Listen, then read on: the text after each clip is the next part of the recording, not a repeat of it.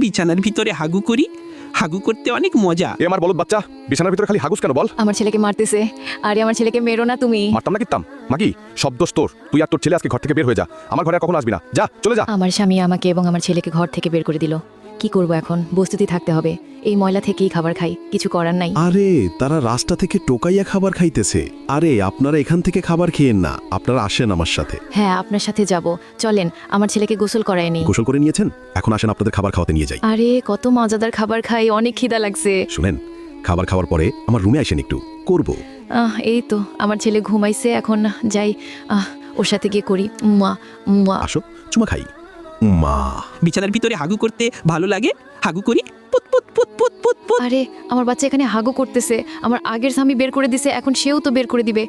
বুঝছি, এখন আমার ওই ভয়ঙ্কর কাজটা করতে হবে। কিন্তু সেটা দেখার আগে আল্লাহর এই ছবিটা দেখে যারা ইগনোর করবে তাদের মনের আশা কখনো পূরণ